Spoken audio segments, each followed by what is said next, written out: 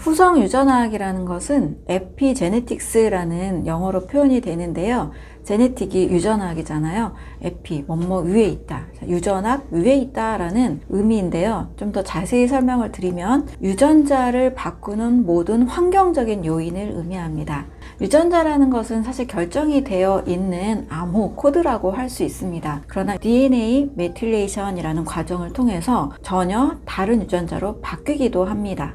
후성 유전학을 설명을 할 때는 이 환경적 요인, 예를 들면 먹는 것, 스트레스, 운동, 공기, 또 기분을 좋게 하거나 나쁘게 하는 심리적인 여러 요소들, 이런 모든 것들에 따라서 몸은 달라질 수 있다를 이야기를 합니다. 쉽게 많이 드는 후성 유전학의 예로서는 코끼리 상아 이야기가 있습니다. 아프리카에서 상아가 길게 자란 코끼리를 사냥하는 많은 사람들이 있었던 시절이 있었어요. 이 상아가 굉장히 비싸잖아요. 이 모습을 지켜보는 상아가 있는 많은 코끼리들은 자기 동료들이 사냥꾼에 의해서 상아가 있는 코끼리는 잡혀가고 상아가 없으면 잡혀가지 않는구나, 죽지 않는구나, 이것을 바라보면서 학습한 이 코끼리들의 몸에 변화가 일어나기 시작했습니다. 몇 세대를 지나서 보니까 상아가 있는 코끼리는 점점 줄어들고 태어나지 않았고 상아가 없는 코끼리들로 변화가 되었습니다. 이런 밀렵꾼들의 사냥을 금지하는 시기가 또 한동안 찾아왔습니다. 그랬더니 코끼리들이 상아가 있어도 잡혀가지 않는구나, 이것이 또 학습이 된 거예요. 그 후로 또 몇 세대는 원래대로 상아가 있는 코끼리들이 계속 나오기 시작했습니다. 코끼리들의 심리적인 공포와 불안 때문에 유전자가 바뀌어서 상아가 있는 코끼리가 나오기도 하고 없는 코끼리가 나오기도 합니다. 또 하나 후성 유전학적 예로는 로얄 젤리를 먹은 벌에서도 확인할 수가 있습니다. 일반 벌과 여왕 벌은 어떤 차이가 있을까요? 원래 유전자가 그렇게 결정된 것은 아니라고 합니다. 일반 이 벌들도 로얄 젤리를 계속 먹으면 수명이 7주였던 이 일반 벌들이 수명이 7년으로 바뀌는 여왕 벌로 탄생한다고 합니다. 먹는 것에 따라서도 수명이나 또 여러 행태가 다 바뀔 수 있다는 거죠. 따라서 많은 과학자들이 이 후성 유전학을 설명할 때는 유전자는 이제 당신의 운명이 아니다. 당신이 선택하는 것이 당신과 당신 후대를 결정할 수 있다라고 합니다. 이런 말을 많이 사용을 하는데요. 긍정적인 측면으로 보면 우리가 좋은 음식을 먹고 좋은 생각을 하고 좋은 곳에 살면 지속적으로 몸이 좋아지면서 이 좋은 몸을 우리 후손에게도 전달해 줄 수가 있습니다. 반대로 가공식품, 나쁜 음식, 정크푸드를 계속 먹다 보면 나도 몸이 상할 뿐만 아니라 우리 후대까지도 몸을 상하게 할 수 있다는 겁니다. 이 후성 유전학을 잘 이용한다라면 내가 만든 건강한 몸을 이 후대까지도 계속 넘겨줄 수 있다는 거죠.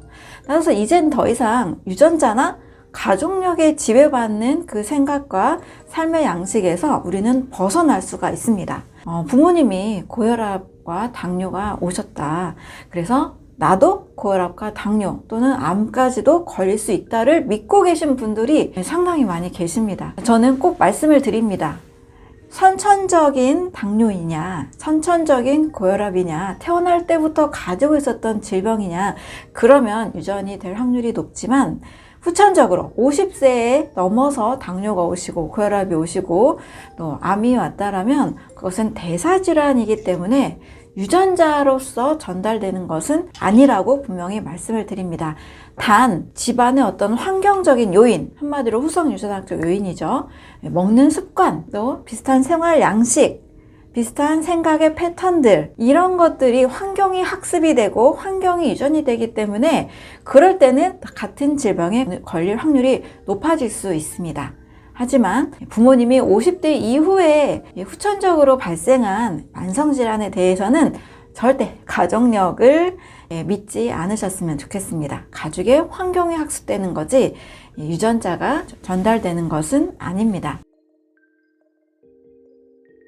2010년 타임지에서 그리고 세계적인 유명한 저널인 네이처에서도 동시에 후성 유전학을 발표를 했습니다. 문제는 환경이야, 이 바보야 라는 굉장히 선정적인 문구로 많은 사람들에게 후성 유전학이 알려졌는데요. 그동안 유전자와 또는 가족력에 얽매여 있던 많은 사람들의 생각과 또 많은 불안증을 해결해 주는 학문입니다. 이미 결정된 유전자가 우리 몸 전체의 건강이나 질병을 결정짓는 것이 아니라 유전자가 발현되는 그 환경적 요소가 단백질을 만들고 몸에 변화를 준다는 이야기를 하고 있습니다. 그래서 이 중요한 환경이라는 것은 식이, 운동, 스트레스, 어떤 공기, 이 환경적 요소들을 뜻합니다. 일부러 비만한 쥐를 만든 실험이 있었습니다. 자, 유전자가 비만을 만들어냈기 때문에 우리 이런 이야기 많이 하잖아요. 나는 유전이야. 내가 뚱뚱한 것은 유전자가 그렇기 때문에 어쩔 수 없어. 이렇게 이야기를 하는데 비만 쥐도 후성 유전학적 요인으로 날씬쥐로 바꿀 수 있는 실험이 성공을 했습니다. 비만 쥐에게 엽산, 베타인, 콜린, 비타민 B12 같은 영양소를 충분히 공급을 하니까 뚱뚱한 쥐가 날씬한 쥐로 바뀌게 된 실험이 있었습니다. 그래서 후성 유전학이라는 것은 더 이상 우리가 가족력이나 유전자에 크게 얽매일 필요가 없다라는 것을 시사하고 있습니다. 하버드 의대의 마인드바디 연구소에서는 무려 질병에 걸리는 이유가 98% 생각 습관에 의해서 기인한다라는 이야기를 하고 있습니다. 네, 후성 유전학의 요인이 음식도 있고 운동도 있고 좋은 공기나 또는 스트레스 여러 요소들이 있는데요. 결국 많은 사람들이 질병에 걸린 이유 중에 가장 많이 차지하는 것이 마음, 곧 생각에서 비롯된다는 이야기를 아주 크게 이야기하고 있습니다. 아픈 분들의 심리를 보면 굉장히 불안하고 또 두려움이나 걱정, 근심이 굉장히 많은 것들을 볼 수가 있습니다. 후성 유전학의 이 스위치가 꺼지는 이유 중에 큰 요소가 바로 이 마음에 관한 요소라고 할 수가 있습니다.